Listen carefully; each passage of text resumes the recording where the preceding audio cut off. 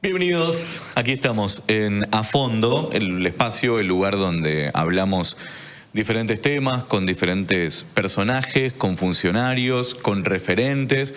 Y a quien tengo hoy es todo eso, ¿no? Un poco personaje, un poco funcionario o funcional, en realidad en este caso. Hace de todo un poco y es siempre un placer hablar. Tuve la oportunidad de hablar muchas veces con él. Off the records, como se dice, o fuera de cámaras, y es realmente un placer hablar de todo, de música, de historia, de cultura, de arte. El ciego Walter Bordón con nosotros. Bueno, ni funcionario ni funcional. Nunca fui funcionario. Nunca fuiste funcionario. Fui funcionario. Nunca fuiste, es verdad, nunca ocupaste un cargo público, ¿no? Nunca. Trabajé sí en el Estado alguna vez, en el Ministerio de Cultura, pero en el área de prensa, en el Ministerio sí de Educación. En el área de prensa. ¿En el Ministerio de Educación? En el área de prensa. Ah, ok. Digamos, ¿cuándo? ¿Y nunca te ofrecieron un espacio de cultura para trabajar porque sos un referente de la cultura? No, la verdad no. ¿Jamás llegó...? No, colaboré, digamos, pero también como trabajador en un proyecto en el que estuvo el Coqui Ortiz, que fue muy lindo ahí en Tirol, que lamentablemente se cortó, que era un centro de documentación musical que se planteó allá por el año 2014, 2013. ¿Y eso se murió? Sí, lamentablemente. ¿O está en un stand-by? No, lamentablemente sí se cortó en su momento. Cuando hubo un cambio de gobierno, nosotros veníamos, el equipo estaba integrado por el Coqui, que era el director. Coqui Ortiz. Coqui Ortiz, claro. Cuando decimos el Coqui, viste que... Claro, sí. Bueno, Coqui 1, como decimos. Coqui 1, Coqui 1, Coqui Ortiz, Coqui 2, el de la vaca atada, y Coqui 3, digamos. Coqui 3 es el ex gobernador. Claro, el ex. Está bien. Hoy electo senador, digamos. Claro. Así es la broma interna, por lo menos ahí en la vaca atada, es así. Por cuestión de conocerlos Claro, de la historia. Pelearon bastante ¿Hubo una puja? Una puja entre el número 1, entre Coqui Ortiz y Coqui Dirrado. Qué loco que nunca Dirrado tuvo no se haya el número quedado 3, el número digamos. 1. Qué loco que Dirrado no se haya quedado con el número 1. Lo primereó Ortiz un día, y fue muy loco porque se cuenta que Ortiz lo va a contar mejor que yo, pero estaba tocando en el Senado de la Nación, creo que en el Salón de los Pasos Perdidos, en el Congreso, una vez Coqui, Ortiz, y entra Coqui Dirrado. Y cuando lo vio entrar, el Coqui en el micrófono le pide un aplauso para su segundo, el Coqui 2, que acaba de entrar, y entonces a partir de ahí quedó el Coqui 2 oficializado en el Congreso. ¿Cuántas historias tenés, Ivo? De verdad que es hermoso hablar con vos, porque tú sos un tipo... Vos tenés raíces guaraní, ¿vos naciste en Paraguay? Yo nací en Paraguay y tengo doble nacionalidad como muchos de los de esta región, digamos, ¿no? Nací en la frontera. Acá, en línea recta, nací acá a 40 kilómetros. ¿Mirá? O sea, así como las fronteras políticas, por ejemplo, tienen muy poco que ver con las fronteras culturales o musicales. Sí. Bueno, este tipo de fronteras también humanas, de alguna manera, tienen muy poco que ver con la frontera política. ¿Cómo se llama el lugar? Yo nací en General Díaz, que es Ubicuí, en guaraní. El Arenal sería. La batalla de Ubicuí es una de las famosas de la Guerra de la Triple Alianza. Ahí Panchito López estaba un poco más allá también, en otro pueblo. Y me crié en Itacorá hasta los 5 o 6 años. ¿Y ahí viniste de Resistencia? Y de ahí mi familia, que parte de mi familia tuvo algunos problemas políticos con el régimen de Stroessner de aquella época.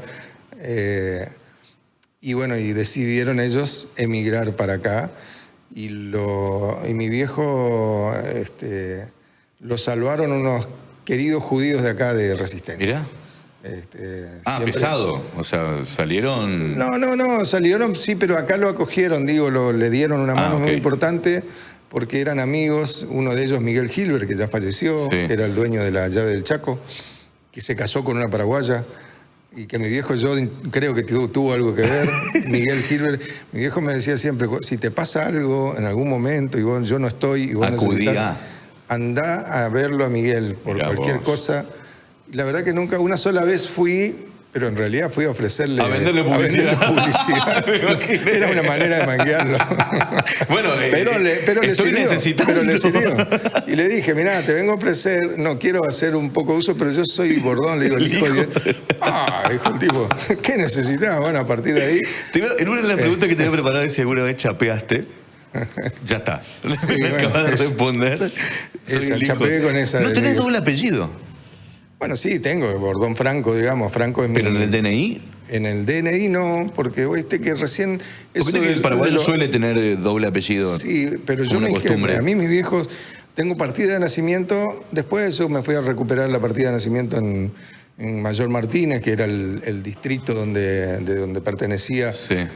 Donde yo nací, pero mis viejos ellos ya tenían el plan, yo creo, de venir hacia acá por una cuestión, primero que estábamos enfrente a Itatí.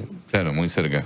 La frontera estaba ahí y teníamos amigos y parientes del otro lado. Era muy común cruzar el río todos los días casi. Bueno, ahora también, pero cruzan otro tipo de... Bueno, sí, siempre. Ahora es muy común cruzar. Y yo me crié entre comerciantes de frontera. Mirá. Hay un cuento muy lindo de Mempo Giardinelli que se llama Comerciantes de Frontera. Y yo creo que es lo que vos viviste de pibe. Lo que yo vi de pibe. Por ahí no estaba tan metido como ahora la droga, digamos. Pero sí, los cigarrillos. Las primeras, las máquinas de coser Singer, sí, claro. Las conocí en Paraguay y mi viejo las traía y tenían todas mis tías y sus cuñadas, qué sé yo, que ya vivían en Corrientes, tenían las máquinas Singer que venían de aquel lado, digamos, que mi viejo traía en la lanchita ¿Pero se dedicaba a eso tu viejo? No, lo traía para lo traía ellos. por los parientes. Claro, por los precios. Pero sí comerciaba. Mi viejo tenía también en algún momento productos que se vendían. O sea, Itacorá y Itatí comerciaban mucho. Claro, claro. En las paseras, digamos, que venían, que vienen todavía todos los 2 o 3 veces. Algo así, Alberdi, Formosa, una cosa más o menos así. Similar. Mi viejo tenía pero que no alcanzó a crecer tanto. Su negocio en Paraguay, digamos, tenía... En Paraguay venían unos turcos que te traían telas. Que sí, todavía. Imágenes así que no me olvido porque ya tenía 5 o 6 años cuando yo vine. Entonces, ese último año, sobre todo, yo creo que tengo recuerdos, digamos, muy palpables. Yo hice el primer grado. Mi viejo creó la escuela de ese pueblo de Itacorá. Bueno, había escuela, claro. Era un pueblito muy chiquito, como decía un amigo, 2 calles, 4 galinas, 2 vacas. Un pueblo de segunda. Un pueblito. Cuando metí en tercera terminó el pueblo. Macondo, digamos, en Paraguay. Era más o menos, yo después me hice esa idea porque yo volví a ese pueblo cuando ya tenía 35 años, casi 30 años después, nunca más. Mirá. Siempre me quedé, mis hermanos iban, mi familia volvía a visitar. ¿Por qué? ¿Había un porqué no volver? Digo, estando tan cerca. Nunca se dio, nunca, hasta que una pareja que yo tenía en aquel momento, en esa época, me dijo, vamos. Y ella hacía videos, entonces se hizo un pequeño documental familiar sobre mi regreso a Itacorá, que fue muy lindo, digamos, ¿no? Y me traje en ese viaje, mi viejo, yo no me acordaba, había hecho mi viejo era carpintero, albañil, comerciante, paraguayo. Claro, paraguayo con todos los oficios. De los 1000 oficios, claro. Exacto, y había fabricado él las mesas, los pupitres, los banquitos para ese primer grado, unos banquitos. ¿Tiene su nombre mínimo? Y tenía mi nombre. Y yo llegué al pueblo y, por supuesto, había un pescador en la lancha cuando estábamos bajando la lanchita. Y bajo, y un tipo así, morocho así como vos, que estaba ahí, más o menos de mi edad, yo tenía 35, 36 años en ese momento. 30 años después, cuando voy bajando, me dice, Waldi Bordón. Waldi me decían a mí en el pueblo. ¿Te conoció? O sea, un tipo me gritó así, me asusté, me pararon 3 pelos de la nuca, digamos. No. Y miré así y le digo, hablé en guaraní, porque yo hablo guaraní. Le digo, ¿quién sos vos? Más bandejina, le digo, ¿viste? Y me dice, yo soy Oscar, bueno. Y era un compañero mío de la escuela. ¿De la escuela? Y el tipo me reconoció, o sea, no, ¿viste? Uno se mantiene más o menos igual. ¿Ya tenías esa barba a los 6? Sí. Sí, y fue muy loco porque me encontré con él y él me dice, che, está tu banco en la escuela. Él en ese momento era el director de la escuela. No puede ser. Sí, así mismo. Y estaba tu banco que tenía tu nombrecito todavía ahí. Estaba ahí. ¿Y la escuela tiene el nombre de tu papá? No. La escuela tiene... Claro. Sí, la verdad que no me acuerdo qué nombre tiene. No, pero no. No tiene el nombre de mi viejo. Injusticia. ¿No? Qué injusticia. Bueno, sí. Qué injusticia. Che, estamos hablando como que todo el mundo te conoce y la idea un poco es contar, digamos, de este espacio y hablar un poco a partir de todo. Vos sos un gestor cultural de la hostia. ¿Cuándo arranca tu... Bueno, a ver... Trajiste super bandas, haces conciertos, estás en el medio de algunos conciertos, sos el que tiene el contacto, haces la fiesta provincial del chamamé en Puerto Tirol, un evento que comenzó chiquitito y que lo convertiste en un evento al que todo el mundo quiere venir. Y eso es un poco Walter Boroncuero. ¿Cuándo arranca tu porque vos venís de los medios, ¿cómo es tu historia ahí? Después de que vengo acá, yo hago primaria en Villa Chica, digamos que ahí viene a parar mi familia. Me crié en Villa Chica. Y después hago la secundaria en el Colegio Don Bosco. ¿Sos salesiano? Soy salesiano, claro. ¿Mirá? Sí, ¿tenés el premio salesiano? ¿Te dieron el premio? ¿Viste que ahora otorgan un premio a los salesianos? No, me está debiendo la granja el premio. Se lo voy a reclamar. ¿La granja no te llamó nunca para darte el premio? No personalmente, capaz que llamó y yo por ahí estoy en otra... Pero hay una fiesta donde invitan y te dan el Don Bosquito de oro. Sí. Bueno, ahora vamos a hablar. ¿No tenés? Qué loco. No tengo lo último que tengo es mi promoción 1981 y... Sí, soy bastante hereje también, ¿viste? Por más que soy salesiano yo también, en determinados aspectos de mi... Sí, yo soy agnóstico. Sí, yo no sé si llego a... Pero sí, medio maradoniano en eso, ¿viste? Che, cura, ¿para qué tanto oro? Yo soy agnóstico, es decir, yo creo en la figura de un ser supremo, qué sé yo, pero las instituciones tengo un quilombo. O de una energía, alguna cosa. Pero con las instituciones, con los hombres y en particular, tengo un tema ahí. Sí, yo una vez discutí con uno de los curas del colegio, estábamos en cuarto año con el flaco Parente, que era uno de mis compañeros, y habíamos tenido una situación y lo que yo le dije al cura en ese momento, que mi viejo después vino, me recriminó, pero que estaba bien, pero tuvo que bancar. Sí. Le dije, te puedo bancar cualquier cosa menos que no seas cristiano, le dije al cura, ¿no? Y el cura se puso como loco.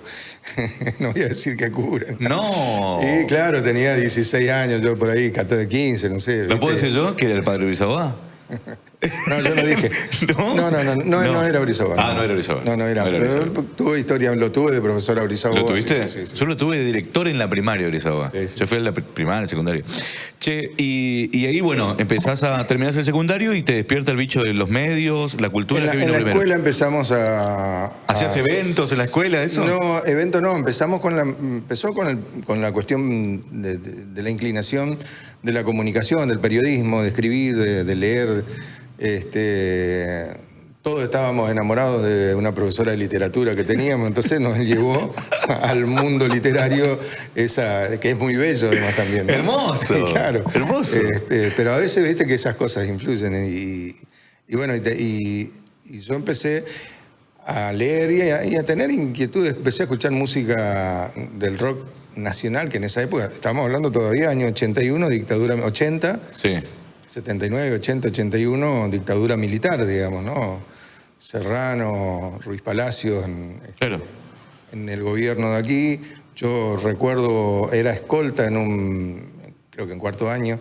¿Eras buen alumno, Walter? Sí, bueno, era escolta. En un año fui, no sé si llegué a ser abanderado o no llegué, pero escolta estuve. Como creo que Edgardo Mordidoni fue el abanderado. Gran DJ Mordidoni. Claro, sí. Abogado también. Con ellos, porque con el Gordo Charde era otro de mis compañeros. ¿El Gordo Charde Paldo Mosco con vos? Mirá. Claro, sí. Los mellizos Barbotti, bueno, un montón de amigos que recuerdo con mucho cariño, ¿no? Claro. Y en esa época yo tuve siempre me gustó el deporte. Siempre jugué al fútbol, y fui atleta porque mi hermano me llevó al atletismo. Sí. Mi hermano es un gran atleta hasta que falleció. Y en el Colegio Don Bosco me conocí con Normando Coronel. Y el Armando Coronel me dijo, vos tenés que jugar al rugby. Claro que vos jugaste al rugby. Y claro, y entonces con Armando Coronel me intentó llevar a Sixty, pero como yo vivía cerca de regatas, después terminé en regatas y me iba a regatas, mi hermano eran de regatas, todo, nuestro club era regatas. Entonces sí jugué al rugby hasta los 21 años por ahí que dejé. Pero jugué 10 años, 11. Y en el medio de todo esto escribías, ya empezabas con tu programa de radio. Mi viejo era un gran melómano que le encantaba escuchar música y le gustaba disfrutar. Tenía una pista de baile en mi pueblo, él tenía una pista pequeña de baile donde llevaba músicos, digamos, ahí hacían baile. Él tenía la primera propaladora del pueblo. ¿Qué es una propaladora? Porque hay gente que está viendo que no... Y eran los parlantes. Mi viejo hizo la instalación y rompía las pelotas, digo yo, a esta altura, pero ponía música. Tenía un almacén él, grande, era la única casa de 2 plantas construida por él. Vivíamos a 100 metros del río, digamos. Claro, y ponía unos parlantes afuera para que todo el mundo escuche. Un parlante puso ahí y le hizo un cableado del otro que lo llevó a la esquina y lo colgó allá en la esquina. Y era para todo el pueblo. Entonces y él ponía los discos allá y musicalizaba. Y tenía la pista de baile, digamos. Ahí en la época donde nadie se calentaba y no te denunciaban en ruidos molestos, digamos. Y no, claro. No, o sea, podías hacer eso. Sí, salvo que el comisario por ahí se pasara con un tunquelito, ¿viste? Un tunquelén, y se enojara por alguna otra cuestión partidario-política. Claro. Y le surgía, bueno, lo que podía pasar en ese Paraguay de aquella época. Absolutamente. Digamos, ¿no?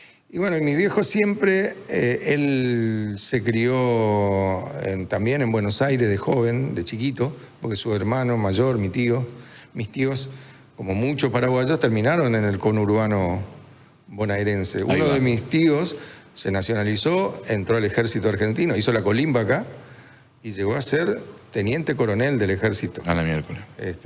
Y después tuvo un accidente y se retiró y se dedicó a gastar porque tenía una pensión como teniente coronel. Linda. Hermosa. Linda. Y se convirtió en filósofo. Dale. ¿De milico a filósofo? El tío que más recuerdo, sí, porque se enganchó con la ginebra tipo Lucas Prodan. ¿Empinaba? ¿El tío empinador? Claro, entonces se sentaba y a la tarde tomaba matecito y acá tenía la filosofía salía de ahí. Claro, la ginebrita Bols. Siempre me decía, sobrino, vos lo único que no tenés que ser es hipócrita. Esos tipos te dejan mucho mensajes. A partir de ahí, encarale a la vida, y le daba la bolsa y tomaba mate, ¿viste? Y era un divino mi tío, ¿viste? Falleció de cirrosis, por supuesto, ¿no? Pero dejó mi tía mucho tiempo con una muy buena pensión también. Claro. Y mi primo, uno de los hijos de él... Son tipos que se hicieron mucho daño a sí mismos, pero que han hecho mucho bien al otro, digamos. Sí, porque a vos te ha enseñado un montón, a tu tía le ha dejado una buena pensión. Porque venían de una vida muy dura en el Paraguay ellos. Mis 2 abuelos fueron excombatientes de la guerra del Chaco. Claro. Mi abuelo paterno se fue con el hijo mayor a la guerra, los convocaron a los 2 y volvió con el cadáver del hijo, digamos, ¿no? De aquella guerra. Wow. O sea, Paraguay era un territorio complejo, difícil, digamos, ¿no? Sí, la dictadura de Stroessner. Y claro, y del 47 para acá, imagínate que un tipo que gobernó con mano dura desde el año 47 hasta el 82, que lo sí, es un montón. Es mucho más. 35 años de dictadura. Totalmente. De mano dura, de extremista. Exacto. Porque... por esta, bueno, me preguntabas cómo la vida, ¿no? Porque después son cosas que te pone la vida en... La música siempre te gustó, tenías a tu hijo que era melómano. Y mi viejo... ¿Te gustaba la comunicación? Mis viejos, mi vieja y mi viejo, que se esforzaron y tenían esa ilusión de que los hijos fueran algo, estudiaran, que tuvieran... Y se deslomaron por eso, digamos, ¿no? Entonces... Eso es lo que me dio la oportunidad de mezclarme, digamos, de venir de nada, digamos, ahí, y entrar a mezclarte y a conocerte. ¿Vos estudiaste periodismo? Yo estudié, pero no terminé la carrera. ¿No te recibiste? En la escuelita. Me quedaron unas, no me acuerdo si 4 o 5 materias. Sí. Pero hice 2 años y medio. También al mismo tiempo, antes yo empecé a estudiar porque mis viejos, en realidad yo quería estudiar estadística y censo en Rosario. Mirá. Pero bueno, a mi viejo no le daba la nasta a nivel económico y me dijo, no, bueno. ¿Por qué vos te vas a vivir a Buenos Aires? No. Me quedo acá a estudiar ciencias económicas. Ah, acá. Entonces, ciencia económica. Estudié ciencias económicas, tengo el tercer año, el ciclo básico de ciencias económicas, y ahí me enganché al mismo tiempo con abogacía, y ahí apareció la carrera de comunicación. Me iba a Corrientes a estudiar abogacía. Que ya entré con unas materias porque sí, pero ya tenía... Pero ciencia económica, 3 años. Sí. Abogacía, y entré 1 año y medio más o menos, y ahí descubrí comunicación, que dependía de esa facultad. Y ahí dijiste... Y ahí me crucé al otro lado de la plaza, digamos, enfrente de la Casa de Gobierno, en la escuelita. Ajá. Y ahí me quedé los años, y eso fue toda mi formación universitaria inconclusa, en 3 inconclusas tengo. Y bueno, pero sabes un poco de todo. Entonces dije, ¿qué tengo que hacer? Periodista. Claro. Tengo toda esta información y ¿qué hago? Y en 15 minutos te puedo hacer especialista de algo, ¿no? Ese es un poco el periodismo también. Y más en esa época, ¿Sí? de las redacciones y de... que vos tenías filósofos ahí adentro y que se iban al café de enfrente, y el diario... Yo tuve la suerte de laburar en el diario El Territorio en una época final, pero ¿Mirá? Llegué a escribir ahí y a trabajar ahí con personajes. ¿Pero vos qué escribías? ¿Escribías arte y cultura? No, leí, ¿siempre fue lo tuyo? Hay algunas pocas política cosas por ahí, yo recuerdo una entrevista a Cito Segovia que debe estar publicada. El otro día me fui al archivo a buscar otras cosas y revolviendo El Territorio encuentro una entrevista cuando a Cito se iba a editar su cassette, el último que sacó. Y estaba publicado en el diario El Territorio, firmado por mí. Después, ya que estaba, empecé a buscar otras cosas y encontré una nota que me mandaron a cubrir a Montevideo. Yo me mandé. Sí. Estaba, ¿cómo es? Fallecido ya uno de los últimos directores. Y le dije, mira, yo ya había vivido en Montevideo a esa altura, y se estaban haciendo las elecciones por el sí, por el no, por los derechos humanos, aquella famosa, el plebiscito de los uruguayos. Entonces le digo, mira, yo tengo todo acá, ya tengo amigos, tengo esto. Me voy. Y Manolo Bordón, laburaba en Radio Libertad ya en ese momento, y le digo, Manolo, mandame, haceme la pata con este. Manolo le habló al director y me garparon el pasaje a Buenos Aires. Pero ella eras grande, Walter, ya tenías más de 30. No, ahí tenía 25 años, ponele. Calculo yo que por ahí, sí, 24, 25 años. Cuando me fui, y era Sanguinetti, me fui con el Gordo Palacio. Sí. Santiago. Sí, Santi. Está viviendo en Italia. Viviendo en Europa, sí. Claro. Del barrio España. Claro, y Santiago me acunó ahí con su viejo, un gran músico del canto popular uruguayo, que después tuve la suerte de traerlo acá a la Casa de las Culturas. Ahora ya falleció, digamos, también. Y nos vamos con el Gordo Palacio, que me hizo todas los vericuetos de las acreditaciones, tenía todos los amigos ahí. Y conseguimos una súper acreditación que cuando me voy a subir a un ascensor, el ascensor nos dice detengan, y se detiene, se abre un ascensor grande y entran 2 tipos, y uno era el cejudo Sanguinetti, el presidente de Uruguay. Y yo estaba con el grabadorcito, que estaba ahí, estaba subiendo a la sala de prensa del plebiscito, digamos, y tuve ese orto, digamos, de que el presidente subió y no me dijo nada en esa época, y subió con un acompañante. Le digo, Sanguinetti, ¿le puedo hacer un par de preguntas? ¿En el ascensor? Claro, lo tenía ahí. Le dije, hijo de puta. Sí, cómo no. Le hice, mientras lo que duró 4 pisos, bajé hablando con el presidente, llegué a la sala de prensa, lo llamo Manolo. Como era Manolo Bordón, le digo, tengo una nota con el presidente. Anda, pendejo, me decía. Dale. Vos sabés que eso se perdió un poco, la caradurez o la chispa de hacerlo ya y ver la oportunidad y encarar. qué sé yo, por lo menos con los funcionarios que vi acá o que nos tocó cubrir, hay toda una parsimonia, esperan que el tipo se acomode en no sé qué lugar y... Sí, era otra realidad, la de la política, la de la sociedad y la de los medios. Totalmente, ¿no? Ni hablar de que ya no se pregunta, es una intro y ponen el micrófono, pero eso es otro... Yo tuve grandes debates todo, ¿no? Pero... acá y hemos discutido en el sindicato de prensa cuando decía que en algunos gobiernos en los años 90 por ahí empezaban a cambiar y ya no te dejaban hacer preguntas. Y decíamos nosotros en aquel momento que para tener grabadores a la conferencia ¿viste? Claro, soy sostenedor del micrófono. El grabador y que después nos mande la nota, porque ese tipo de discusiones ya estaban en los 90 planteándose, digamos, y eso se fue. Pero eso era una exigencia del Estado, no del Estado, sino de cierto equipo de prensa de algunos funcionarios, que después casi que se trasladó o se normalizó tanto que ahora nosotros, nadie nos dice nada, solo vamos y hacemos la acción de sostener el micrófono. Sí. Hoy también las redacciones, muy pocas redacciones hay donde,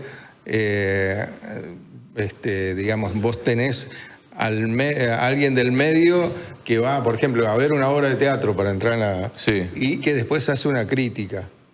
Claro, no. Y que esa crítica, qué sé yo, Norte lo hacía con La Negra con Mata. La Negra Mata.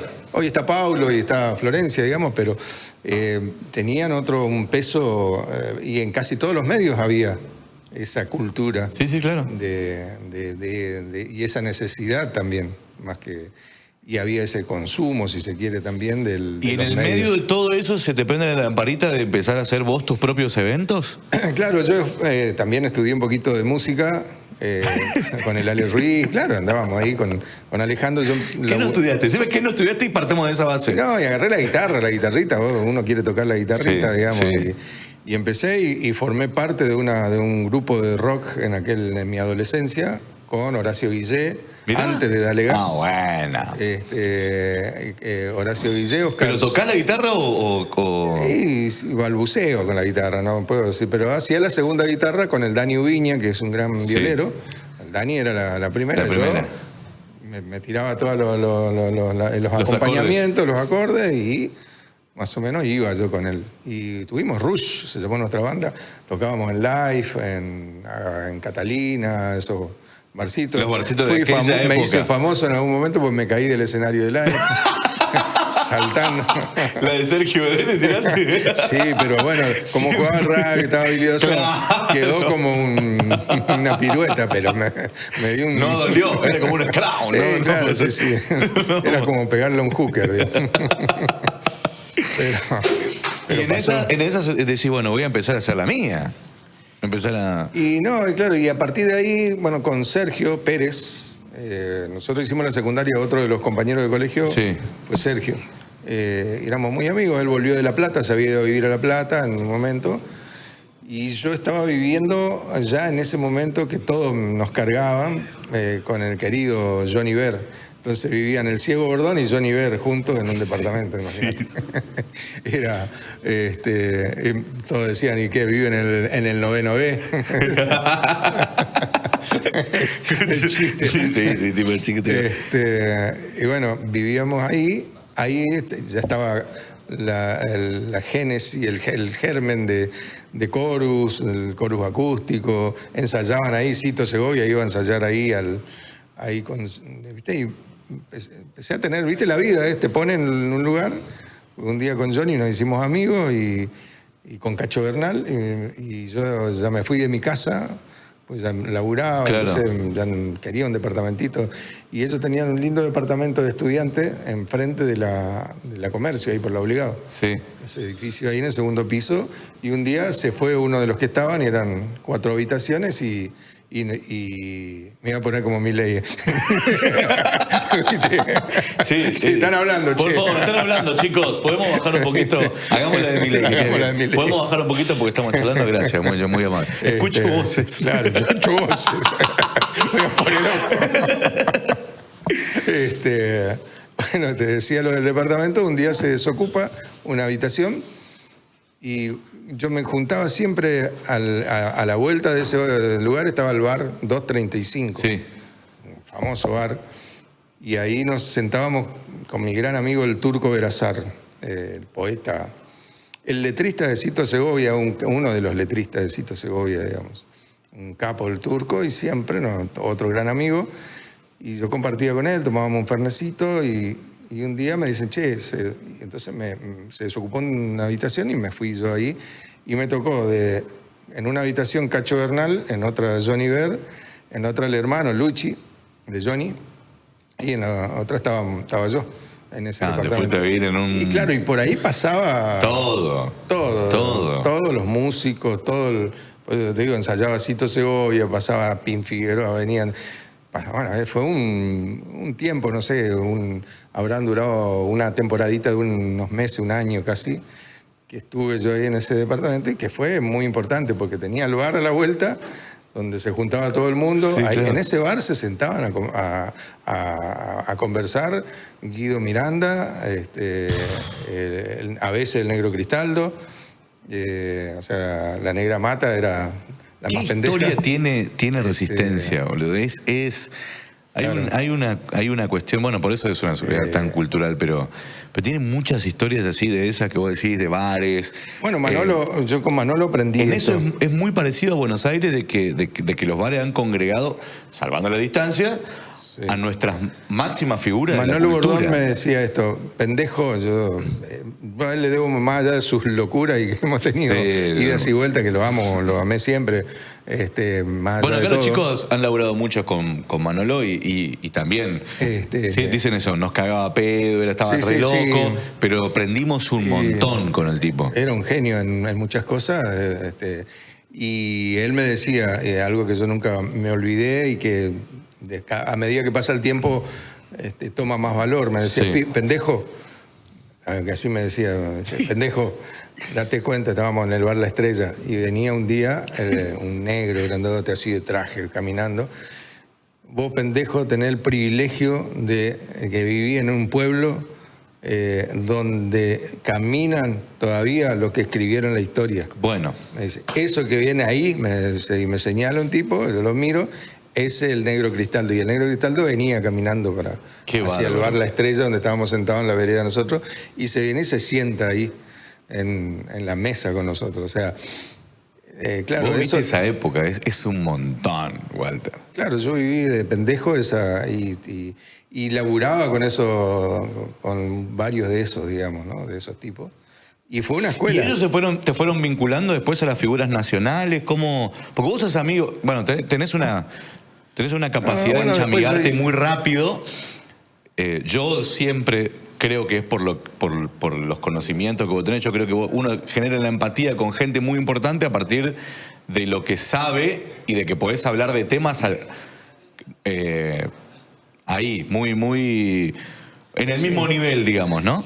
Sí, si sos un pelotudo, es muy difícil que te escuchen alguna. Yo siempre, como dice Coqui Ortiz, traté de juntarme con gente que yo admiraba, digamos, ¿no? Bueno, eso. Entonces, cuando, viste, así me acerqué a varios y que por suerte el hecho... ¿Cómo sos amigo de Lito Nevia, por ejemplo? Ser periodista y ¿viste? Pues sos amigo de Lito Nevia. Sí, con el tiempo, por suerte, sí, digamos. Un poco fue el periodismo también y la gana de escribir en una época. Hicimos varias revistas, en la época que se hacían revistas.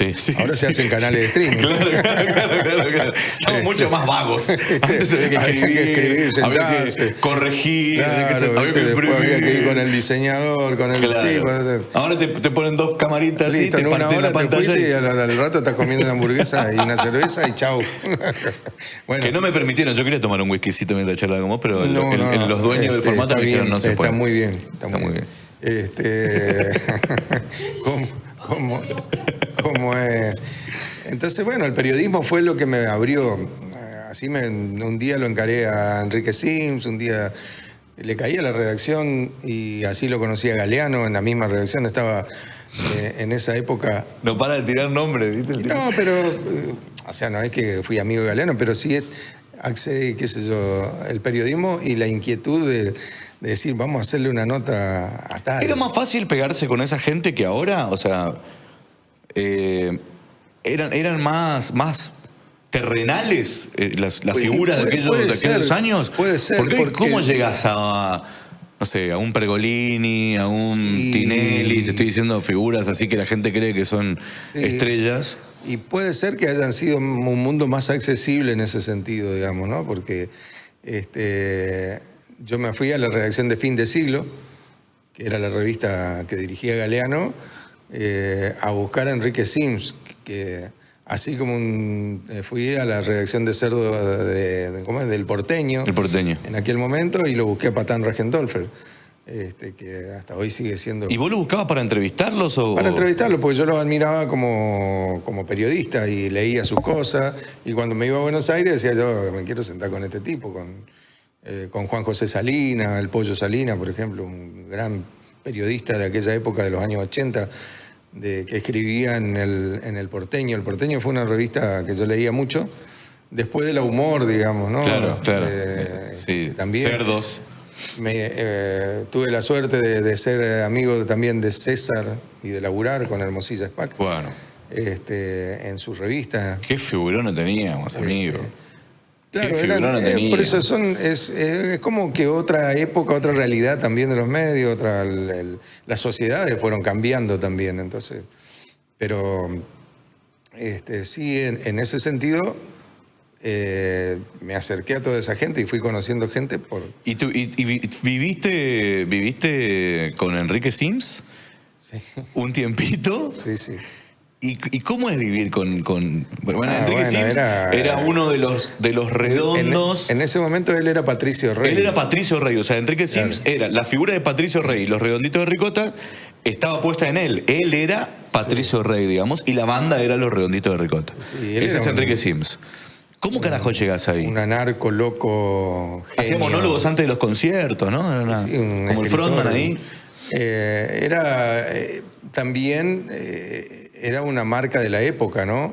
De los 90, de aquella Argentina que después de la primavera alfonsinista, la recuperación democrática, lo que se venía, que terminó todo en una hiperinflación, un quilombo, saqueo, toda esa... Sí, la hiper. La hiper. Del 83. Viene el menemismo con una idea de recuperación popular que termina en una gran traición, y la primera gran traición de esta época, al menos, del movimiento popular, si se quiere. Claro.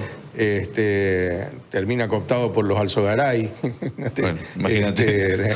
Lo mismo que había bombardeado la plaza en el 55. Claro. O sea, toda esa melange de cosas es la historia argentina que nos tocó vivir de pendejo también, digamos, ¿no? Ir pescando en el medio. Y Enrique Sims vivía en esa Buenos Aires que yo viví en los años 90, del underground, de esa crisis del 1 a 1 del menemismo, en el que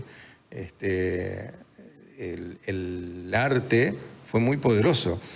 Yo con él, en esa época conocí la verdulería, medio mundo varieté. Escuchá, pero para no irnos tanto. Vos vas, lo entrevistás, te enchamigás, ¿y cómo el tipo te dice, vení a vivir conmigo, Waltercito? No fue así. Eso fue en una etapa posterior. En un momento le digo, yo lo invité al Chaco y él quería venir. Y en esa charla surgió, estaría bueno ir al Chaco, venite, qué sé yo. Bueno, vine yo acá, le conseguí un pasaje y conseguí estadía, digamos, para que se quede acá. Y vino, ahí nos hicimos amigos. Y vino y estuvo 4 o 5 días, hicimos acá estaban los chanchos en esa época. Sí, los chanchos. Eso fue ya después, digamos, ¿no? Cuando los chanchos no, pero la primera vez vino a otro lugar. No, a Corrientes. Fuimos a Corrientes, a un lugar los chanchos es más de mi generación. La primera vez que vino, no fue cuando fuimos a Corrientes. Yo estaba todavía en la Facultad de Ciencia en Comunicación. Y le trajimos por la facultad para que dé charla. ¿Para qué charla? Sobre neoperiodismo. En ese momento él daba una charla de neoperiodismo. Convencimos a Lugari, que era el director de no sé cómo, para que fuera este tipo. Y fue, y lo trajimos a la universidad. Nosotros lo trajimos, porque yo formaba parte del centro de estudiantes en ese momento. Claro. Y bueno, y ahí, después de eso, sí, nos hicimos amigos y a partir de ahí tuvimos varios capítulos, él vino mucho. ¿Y por la casa de Enrique Sin pasó todo el mundo? En esa época, sí, y era muy loco porque un día nos perdimos la llave y bueno, y rompimos la puerta, o sea, para entrar. Sí. Y así yo me quedé a vivir como 3 meses, creo, 2 meses y medio ahí. Sí. Y la puerta siempre estuvo abierta. No te puedo creer. El departamento, nunca más. Estaba rota. No, claro, nunca más. Entrábamos y salíamos, pum, la arrimábamos, ¿viste? Le poníamos. Otra vez. Era así, el mundo aquel del underground. Y sí, y de mucha. ¿Y él lo conoces a Lito en esa No, esa a Lito revuelta? lo conocí después. Ahí tuve un cruce, pero no soy amigo, pero sí me crucé un par de veces con él era muy amigo de Fito Páez. Claro. Pedro Aznar, Fito esa estaba. gente. No, Pedro estaba en otra en ese momento también. En eso yo ahí me hice más amigo del mundo ese Fito, Fabi Cantilo, que andaban ahí. Ah, mira. Porque Enrique era muy amigo de ellos y Fito era de ese underground también. Sí, claro. El Bode. Podrías haber estado en la serie de Fito. Con él. Ah, bueno. Tampoco. No te creas tan importante. No te creas tan importante. Pero viví y bueno, y a partir de ahí me hice amigo también de Patán Rajendolfer en esa época. Sí. Que hace 3 años lo trajimos a presentar un libro acá, a la feria. Revivimos algunas cosas. Bueno, hasta que. Pero sí, fue una época de mucho aprendizaje para mí también. Fue solo, tal vez eso duró meses, que coincidió con una enfermedad de mi viejo también, que yo como era el hermano menor de todos, claro, me hice cargo y bueno, podía estar, mi viejo estuvo 6 meses internado en el hospital de clínica y bueno, yo lo acompañaba ahí. Y en el medio vivía con Enrique Sin, que fue el que me bancó en su departamento, digamos, ¿no? Claro, claro. Entonces era una vida... compartía la enfermedad de mi viejo con los recitales de Los Redondos, viste, un par de veces cruzarnos con Lucas. ¿Pasaba mucho ahí? Con Lucas Prodan, claro, sí. Que lo conocí. ¿Con Lucas? ¿Te cruzabas mucho con Lucas? Con Tom Lupo. O sea, eran todos amigos de esa... ¿Se veían cosas raras ahí o no? Sí, bueno, era raro. ¿Cómo todo. te levantabas el otro día para ir a la clínica? Y no, a veces no me levantaba, me seguía de largo, digamos, ¿no? Claro. Porque vos estabas ahí para bancar a tu papá, sí, digamos, no estabas de joven, amigo. Y me iba y hacía los trámites en la casa del Chaco para alguna medicación de esto, lo otro, qué sé yo. Oh, mito, qué difícil. Andaba. Pero claro, tenía 20 Yo y pico de la años. OMA, me parece ahí. No, que no es la del Carau. ¿La del Lorito? Yo hablo del Carau, Yo para mí lo dejo enfermo ahí y me pierdo. Bueno, pero estuvimos ahí bueno, y bancamos la historia con mi viejo, pero bueno, sí. Eso pasó. Sí, qué lindo. Sí. Qué lindo. Y después viene una época donde, bueno, vos sos un referente de los conciertos. Eso arrancó allá con Sergio, eso te iba a decir, y toma forma para mí, que me define de alguna manera. Porque vos sos el productor. Sí, no soy ¿Qué carajo pones en el check-in del hotel? Sí, productor, periodista, que todavía tengo. Cuando llegó Ricardo Paniza, que fue el que me terminó de formatear, otro con el que compartimos un departamento. Paniza llega habrá sido 96 por ahí, acá cuando llega. Y fue un gran formateador de todo, digamos, también. Un tipo, además de un gran músico, un tipo con una cabeza muy interesante. Mirá. Y un pensamiento y un conocimiento de la música que te hacía ver otras cosas en la cultura, digamos, ¿no? O sea, y a partir de ahí, con él empezamos a producir, yo le empecé a dar una mano, un ciclo, convencimos al Café de la Ciudad y empezamos a hacer un ciclo cuando se inaugura el Guido Miranda. Con Sergio, como te decía, yo fui compañero de colegio, siempre pasábamos por el Cine CEP y Sergio decía, acá hay que hacer un centro cultural, y soñábamos eso. Claro, un centro cultural, un Cine CEP ya cerrado, destruido. Claro, exacto, estaba ahí. Y bueno, Sergio después se puso a trabajar en primero en el centro, en extensión universitaria de la UNE, que estaba Marilyn Cristofani en ese momento ahí. Se hicieron varias cositas ahí y nosotros, yo siempre fui un poco también el más callejero, digamos, por eso no fui funcionario. Ahora que estoy pensando. Bueno, no. Porque hay muchos funcionarios que son callejas, ¿eh? También, sí. Son bolicheros. Bueno, no nos metamos ahí. Bueno, pero... Hoy en día andarías muy bien en la política. Por esa característica. Y entonces, claro, nosotros hacíamos el Café de la Ciudad, estaba el Guido Miranda, estaba, claro. O sea, Sergio convence al gobierno cuando llega Ángel Rosas, con Marilyn, hacen la recuperación del Guido y bueno, y yo me terminé, podía haberme ido por ese lado tal vez también, pero terminamos con Panizza haciendo el ciclo en el Café de la Ciudad. Y fue muy importante también ese ciclo. Claro, más vale. Pues yo creo que el Coqui Ortiz, si bien ya venía con es uno de los que termina de madurar, ahí, claro. Ahí lo conoce al Negro Aguirre. Sí, ¿está dura la mano hoy, chiquito? Para hacer eventos, conciertos, grandes eventos populares. No, está, digamos, el bolsillo de la gente está golpeado. Y eso también hace que una parte de el mainstream más o menos funciona. O sea, los grandes, se viene Babasónico, mete, llena. Claro. Nosotros hicimos la gira. Los grandes números la gira siguen de No funcionando. Te Va a Gustar y hemos vendido bien. No sé, Calamaro va a vender, creo, va a andar.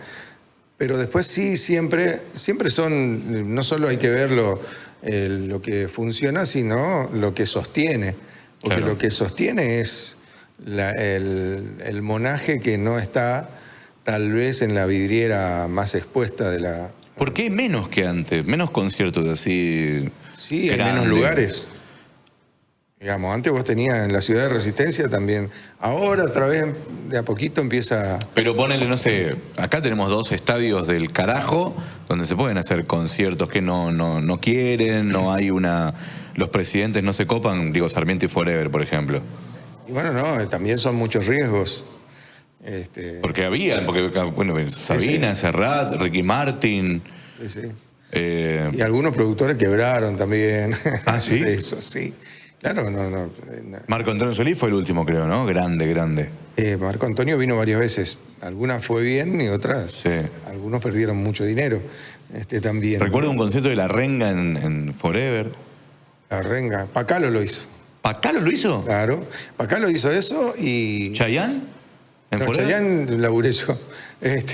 Con ¿Chayanne en Forever? Con Zulema Álvarez lo hizo un médico, un productor que se metió en eso. Sí. Y nosotros le dimos una mano. Trabajamos, nos contrataron ahí. ¿Fue bien? Les fue bien, sí, como 7.000 personas. Sí. Fue duro. Pero fue bien. Porque digo, uno por ahí piensa que 7.000 personas es un numerazo. Y no, y para un número así. Pero para un número así. Estás ahí. Claro, tabla. Te entra agua en la canoa. Claro. ¿Cómo es? Sí, después Pacalo hizo, te decía yo que yo fui a ver de pendejo Soda Stereo, por ejemplo, acá. Soda. También en Forever. Pacalo, un productor. ¿Fito en el hindú no había hecho...? No sé quién lo hizo. Yo lo fui a ver, me acuerdo, pero no... Era muy chiquito, 90 y... Lo que yo hice como primer producción, podríamos decir, en los 90, creo que fue 95, cuando sacan Chaco. ¿Y Diaguraki? Claro, en el hindú. Sí. Que nombraste el hindú y tocó una joven banda que se llamaba Dale Gas en ese momento. Dale Gas, qué banda, como banda soporte. El otro día, este fin de semana, estuvimos recordando con Emanuel Auvillier que estuvimos, que no pudo tocar lamentablemente en el Corriente, en el Tarahui, por la lluvia, pero bueno, estuvimos ahí conversando. Se habló mucho del Tarahui, ¿eh? Tuvo ahí como poca gente, hay mucha... Y fue un Tarahui raro, low cost. Low cost, de bajo costo. Cuestión de presupuesto. Y los presupuestos también se notan, digamos, en la cultura, no vamos a descubrir nada, en este último tiempo también tuvo un fuerte golpe económico, más allá de que se puedan haber hecho mejor algunas cosas que se venían haciendo. No es para hay cosas para discutir en todos lados. Pero tiene que ver con nosotros, tiene que ver con nuestra región, con nuestra zona. Digo, viene AC/DC el año que viene Metallica el año que viene. Bueno, esos son conciertos privados, o sea, esos son los mainstream que te digo que funcionan con entradas. Por eso digo, pero... No hay participación estatal, por ejemplo, ahí. Ahí son los productores y... No, más allá del Estado. Yo no te hablo del Estado. Yo te hablo de un privado que quiere traer un concierto. Yo me acuerdo acá, han venido, bueno, Turbo, Babasónicos, Catupecu Machu, tocaron en La Colmena, me acuerdo. Catupecu va a venir en febrero. ¿Sí? Sí, estamos ahí hablando. Me encanta. Venían un montón, digamos. Venían más bandas, bueno, pero eso... Y todo privado, yo recuerdo que... Tiene que ver, creo yo, con el bolsillo. Eso. Hay una restricción que se estuvo notando, sobre todo del año pasado se notó. ¿Cuánto sale un ticket hoy para ver a Calamaro? Y debe estar por las 80, 90 lucas promedio. 80.000 pesos de promedio. Promedio, claro. Que vos le decía a un paraguayo, productor amigo con el que estuve hablando en estos días, sí. Me decía, pero esos son $70, boludo. Y sí, porque ellos tienen otra realidad también económica. ¿Pero qué pensaba, que era barato o caro? No, caro. Caro. Bueno, yo fui a ver a la selección argentina-Paraguay y pagué la entrada $35 y acá en Buenos Aires salía 150. Bueno, es eso. O sea, la misma selección. Claro. Uno jugando en Buenos Aires contra Paraguay y otro jugando en Nosotros fuimos con No Te Va a Gustar el año pasado y acá teníamos ticket de 40.000 pesos, que eran en ese momento, ponerle $30. Sí. Y en Paraguay el ticket estaba en 20, 21. En dólares, ¿no? Hasta los entradas. Pero eso tiene que ver con las diferencias macro, o sea, de cada uno y de costos, de estructuras, de costos de cada uno de los países, por más que estemos acá a 300 kilómetros. ¿Cuál fue tu máximo logro como productor? ¿El chamamé en Tirol? Y para mí ese es una... Me gusta porque te pregunté, pero ya te tiré una punta, ¿viste? Sí, no, bueno. Sí, al estilo... Al estilo... Contestá lo que yo quiero. Sí, acá sí. Me sentí Feynman en un momento. Ok, perdón. Para mí es una cosa que queda, que intentaremos que quede. Yo ya me quiero retirar de esa... O sea, no soltar la mano, pero sí... intentar de que eso se institucionalice de alguna manera. Me parece que es importante que eso suceda, que salir también del medio, porque claro, sí. Uno se está poniendo grande. Sí. Pero creo es mucho que laburo volver a hacer una cosa laburo, de 3 días. Mucha presión, mucho estrés, mucho. Con grandes figuras han pasado. Es maravilloso también, digamos, el resultado. Yo... lo disfruto mucho también. Este último año que pudimos hacerlo, lo más lindo fue el domingo cuando terminó todo y terminó todo bien. Y compartimos un asado en el Quincho con los que se quedaron ese último día. De todo, boludo. ¿Qué hace con el tema de la lluvia? Que todos los años tenemos un quilombo ahí de que noche... Este año no. Por eso digo, ¿qué hiciste algo? ¿Le encontraste la vuelta al cuchillo clavado en el...? Sí. No, bueno, y ese que tuvimos que suspender, pero... En los primeros años nos pegaron 2 o 3 lluvias fuertes. Recuerdo una de Mario Bofil, que era el último... torrencial y el enano seguía tocando. Pero no hay mal que por bien no venga. Por ejemplo, una lluvia muy importante, una edición muy importante fue la tercera, y que teníamos todo armado divino. Estaba el Chango Espaciú, estaba Tarragó Ross, iba a tocar el Chango con el Coqui Ortiz, y el Chango se había quedado sin guitarrista. Y estaban los hermanitos de la MEA, que andaban por acá todavía. Marcelo y Hugo. Y Huguito. Los 2 más 1 hoy, ¿no? Exacto. Y el Chango hablando me dice, che, vos sabés que no vas a tocar más Villalba, porque se anda buscando guitarrista. Le digo, mirá, acá tengo un pibito. Acá hay un muchacho que tenés que escucharlo, ¿viste? y bueno, gracias a esa lluvia, esa noche no se hizo el festival. ¿Tuvieron tiempo de ensayar? No, y esa noche, pobre Pichón Báez, había hecho asado a la estaca. Teníamos preventa de 1.000 tickets más o menos. Entonces había hecho como 4 o 5 mantas. Se largó una lluvia a las 8 de la noche, antes que arranque. Habíamos probado todo. Cuando el Chango terminó de probar, se vino una nube negra así, que avanzó como un monstruo, y después un viento que... Pero eso es primeros días de enero. Claro. Es ahí después de Año Nuevo. Esa fue esto arrancó, las 2 primeras ediciones se hicieron en noviembre. Pero la tercera ya fue en enero. Claro, entonces sí, la segunda entonces fue la de la gran lluvia, que la reprogramamos en enero, y a partir de ahí lo empezamos a hacer en enero. A partir porque nació como con el sindicato de tanineros, como el Día del Taninero. Claro. El Día del Taninero el 15 de noviembre.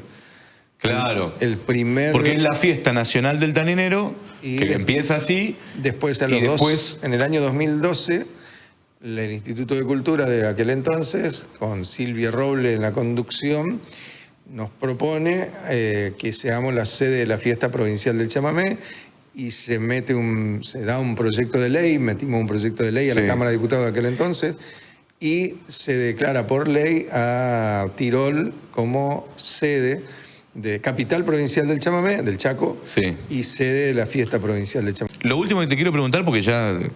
¿Para qué pregunté? En esto de hacer un festival como estos y no sé qué, yo creo que se habla mucho, pero yo no sé si realmente tomamos trascendencia.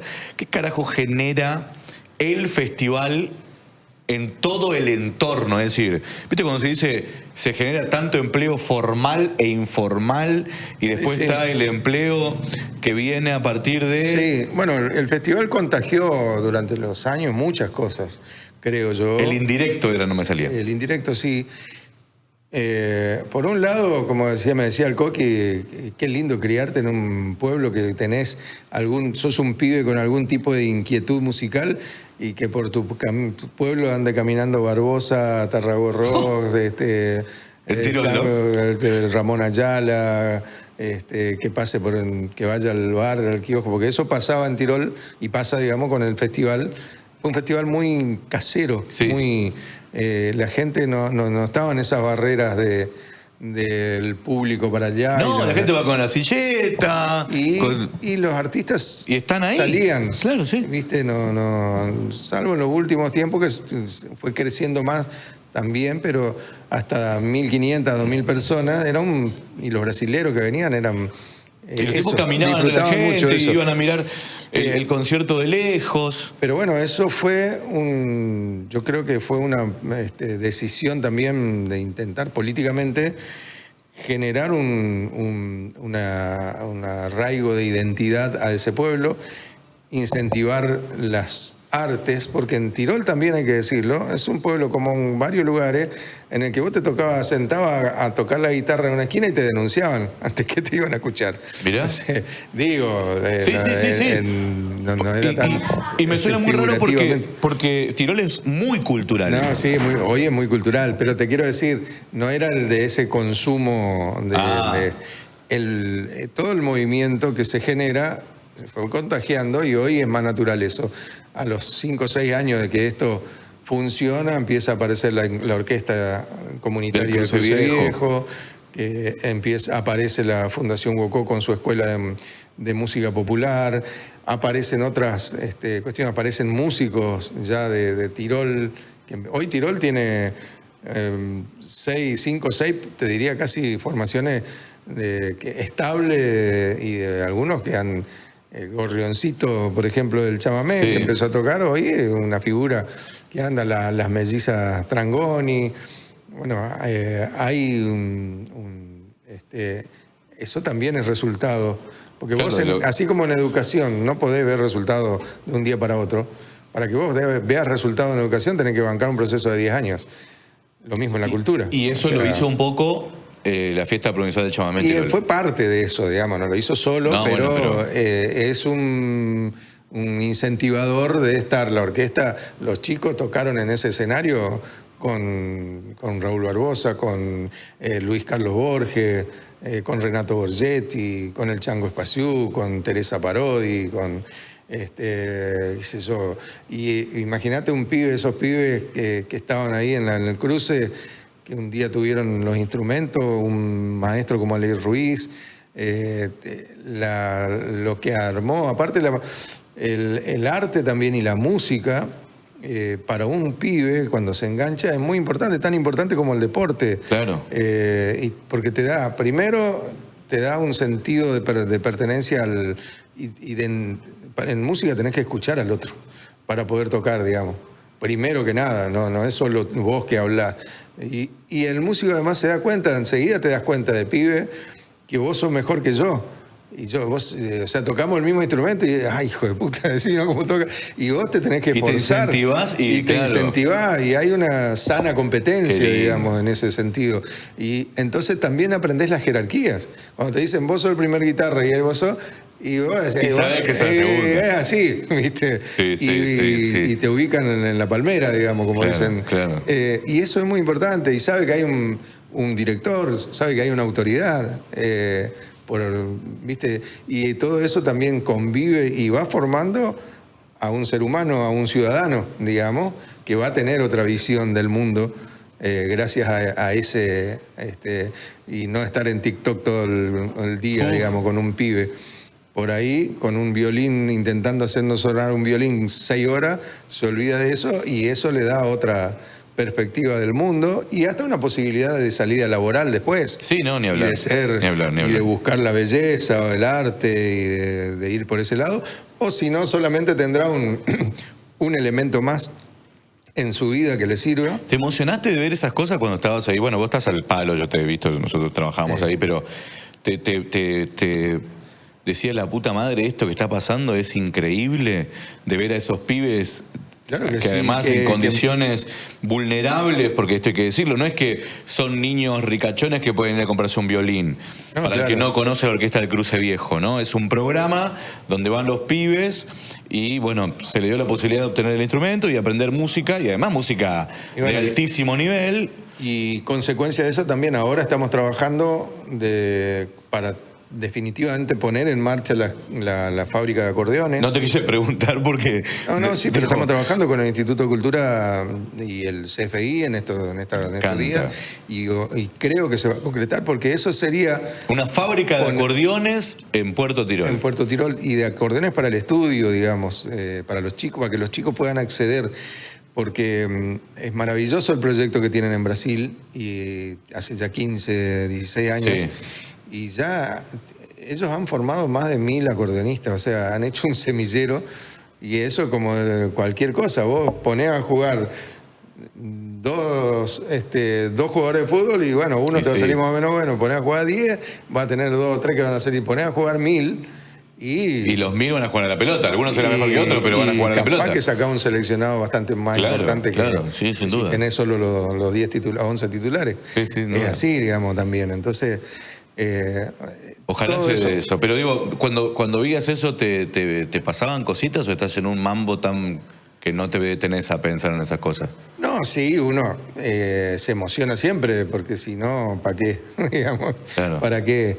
Te emociona también estar con grandes artistas y te emociona que un pibe tenga ese acceso, digamos, ¿viste? Porque vos estás... Como te digo, para mí lo más importante de esto no es que saques un gran músico, sino que saques un ser humano mejor, digamos, una buena persona, un buen ciudadano. Yo te voy a contar, bueno, no sé si vos por ahí te das cuenta, pero bueno, yo vivo de la observación, de hecho, mi historia de radio y qué sé yo, habla de historias que no me pasaron y que, bueno, pero a mí me gusta mucho leer el paño. Vos tenés un gesto que vos te cruzás de brazo y prestás mucha atención. Y te he visto hacer eso con muy pocos artistas en el festival que vos mismo organizabas, que te tomabas el tiempo para cruzarte de brazo, para pararte y para mirarlos en el escenario. Sí, bueno, pasa que ahí uno está full, digamos. Pero justamente por eso lo digo, porque si te tomabas el tiempo para ir y cruzarte de brazos y pararte y mirar a ese artista era porque realmente te emocionaba.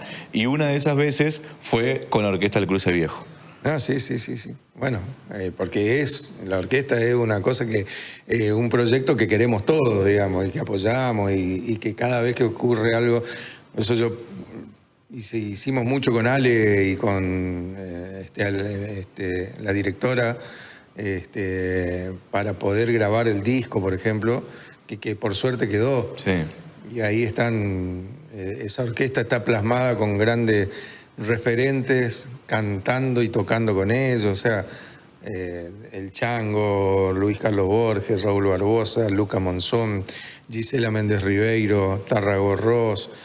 Bueno, todo grabaron un disco con los pibes. Grabaron todo, una canción cada uno con la orquesta, digamos, ¿no? Y eso para los pibes también... Es un montón. Es un montón. Es un claro. montón. Gracias, Walter. De verdad, bueno, un placer, amigo. Me gustó. ¿Te gustó?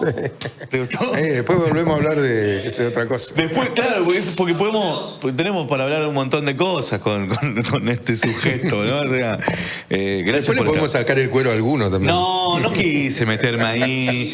Porque yo tengo. Después podemos pelearnos con alguno. Yo ya tengo esa fama, no te quiero meter a vos en el medio.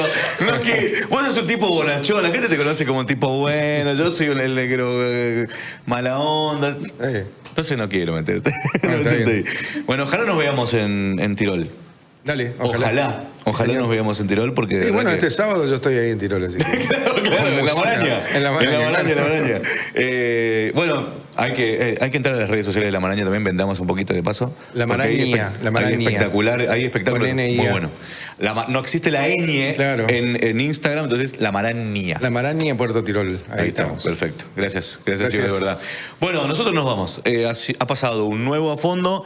Cada vez que yo esté de este lado, que no está Martincito o mis otros compañeros de Choque TV Stream, vamos a hablar de cultura, vamos a hablar de historias y por eso el primer invitado de los que he convocado ha sido usted, caballero. Así que, bueno, siéntase bendecido. Nos encontramos la próxima. Chao.